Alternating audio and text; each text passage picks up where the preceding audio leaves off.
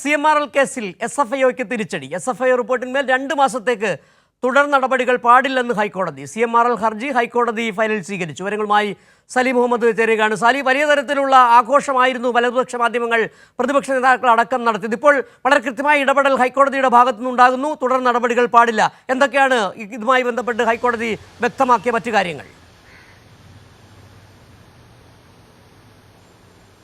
അതായത് CMRLൻ്റെ ഹർജിയിലാണ് കോടതിയുടെ ഇടപെടൽ ഉണ്ടായിരിക്കുന്നത്. CMRLൻ്റെ പ്രധാനപ്പെട്ട കാര്യം എന്ന് പറയുന്നത് ഈ SFIO സമർപ്പിച്ച ആ അന്തിമ റിപ്പോർട്ടിന്മേൽ വിചാരണ കോടതി, എറണാകുളത്തെ അഡീഷണൽ സെഷൻസ് കോടതി, PMLA കോടതി സ്വീകരിച്ച നടപടികൾ എല്ലാം റദ്ദാക്കണം എന്നുള്ളതായിരുന്നു. ആ ഹർജിയാണ് കോടതി പരിഗണിച്ചത്.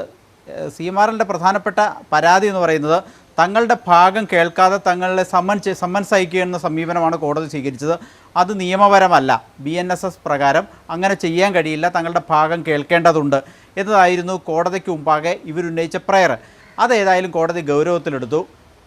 കോടതി പറഞ്ഞത് ഇനി 2 മാസത്തേക്ക് ഈ അന്തിമ റിപ്പോർട്ടിന്മേൽ ഒരു തുടർ നടപടിയും SFIOയ്ക്കോ PMLA കോടതിക്കോ സ്വീകരിക്കാൻ കഴിയില്ല എന്നുള്ളതാണ്. സമൻസിനടക്കം അത് ബാധകമാണ് എന്ന് കോടതി വ്യക്തമാക്കിയിട്ടുണ്ട്. ഇപ്പോഴെന്താണോ സ്റ്റാറ്റസ് കോ ആ തൽസ്ഥിതി തുടരട്ടെ എന്നാണ് കോടതി വ്യക്തമാക്കിയിരിക്കുന്നത്. 2 മാസത്തിന് ശേഷം വെക്കേഷൻ കഴിയുമ്പോൾ കോടതി ഇതിൽ വാദം കേൾക്കും. ആ വാദം കേട്ട് അന്തിമ തീർപ്പ് വരുന്നത് വരെ ഇന്നത്തെ ഇടക്കാല ഉത്തരവ് ബാധകവുമായിരിക്കും. അതായത് വളരെ പ്രധാനപ്പെട്ട ഒരു കാര്യം, ഇടപെടലാണ് കോടതിയുടെ ഭാഗത്തു നിന്നുണ്ടായിരിക്കുന്നത്. SFIOയെ സംബന്ധിച്ചിടത്തോളം ഈ കേസിൽ 1 മുതൽ 13 വരെയുള്ള ആളുകളെ പ്രതികളാക്കി ഒരു നടപടിയിലേക്കാണ് അവർ കടന്നത്. അത് കോടതി ഫയലിൽ സ്വീകരിച്ച് സമൻസ് അയക്കുന്നതിലേക്ക് കടക്കുകയും ചെയ്തിരുന്നു. അതിനെതിരെ ഉള്ള ഹർജിയിൽ ആണ് ഈ ഹർജിക്കാർക്ക്, CMRL ഉൾപ്പെടെയുള്ള ഹർജിക്കാർക്ക് അനുകൂലമായ കോടതി ഉത്തരവ് ഉണ്ടായിരിക്കുന്നത്. ഇന്ന് ഹർജി സമർപ്പിച്ചത് CMRL മാത്രമാണെങ്കിലും ഈ 1 മുതൽ 13 വരെയുള്ള എല്ലാ എതിർകക്ഷികൾക്കും ഇതിൻ്റെ ആനുകൂല്യം ലഭിക്കും എന്നുള്ളത് വളരെ പ്രധാനപ്പെട്ട കാര്യമാണ്. അതായത് ഈ SFIOയുടെ കുറ്റപത്രം എന്ന് പറയുന്ന അന്തിമ റിപ്പോർട്ടിന്മേലുള്ള എല്ലാ തുടർ നടപടികളും അവസാനിപ്പിച്ചിരിക്കുന്നു. ഇനി 2 മാസത്തേക്ക് ഇതിലൊന്നും നടക്കില്ല എന്നുള്ളതാണ്. പക്ഷേ ഈ വാദം നടന്നപ്പോൾ SFIO ചൂണ്ടിക്കാട്ടിയ കാര്യം, ഈ BNSS, അതായത് എതിർകക്ഷികളുടെ വാദം കേൾക്കണമെന്ന ക്രിമിനൽ നടപടിച്ചട്ടത്തിലെ പുതിയ നിയമം BNSS ആണ്. ആ BNSSലെ വകുപ്പ് ഇതിൽ ബാധകമാവില്ല. ഇത് സ്പെഷ്യൽ ആക്റ്റാണ്, കമ്പനീസ് ആക്റ്റാണ്.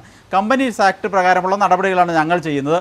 അതുകൊണ്ട് BNSS പ്രകാരമുള്ള ആ മാനദണ്ഡങ്ങളിൽ ബാധകമാവില്ല എന്നുള്ളതായിരുന്നു. കോടതി അതിൽ സംശയം പ്രകടിപ്പിച്ചുകൊണ്ടാണ് വാദം കേൾക്കാം എന്ന് തീരുമാനിച്ചത്.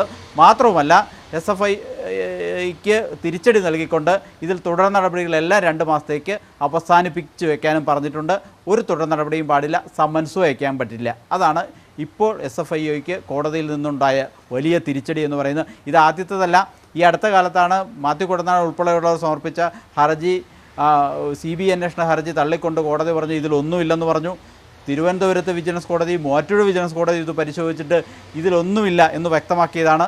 ഇപ്പോൾ ഒടുവിൽ ഈ ഹൈക്കോടതി അതിൽ ഇടപെട്ട് ഒരു തീരുമാനത്തിലേക്ക് എത്തുന്ന ഘട്ടത്തിലേക്ക് എത്തിയിരിക്കുന്നത്. അതായത് ഇതിനെ രാഷ്ട്രീയമായി ദുരുപയോഗം ചെയ്യാനും ഇതിൽ കേസെടുക്കാനും ഒക്കെ കേന്ദ്ര ഭരണകക്ഷിയും അവരുടെ അന്വേഷണ ഏജൻസികളും ചില ആളുകളും മാധ്യമങ്ങൾ ഉൾപ്പെടെയുള്ളവർ നടത്തുന്ന ശ്രമങ്ങളെ ഒരേ സമയം തന്നെ കോൺഗ്രസ് നേതാക്കൾ, മാത്യു കുഴൽനാടൻ, ഒപ്പം തന്നെ വലതുപക്ഷ മാധ്യമങ്ങൾ, കേന്ദ്ര സർക്കാർ, SFI അതിൻ്റെ ഏജൻസികളായ ED, SFI ഉൾപ്പെടെയുള്ളവർക്ക് കിട്ടിയ ഒരു തിരിച്ചടിയെ തന്നെ വേണം ഹൈക്കോടതിയുടെ ഇടപെടലിനെ കാണേണ്ടത്. വിവരങ്ങളാണ് സലീം മുഹമ്മദ് കൊച്ചിയിൽ നിന്ന് നൽകിയത്.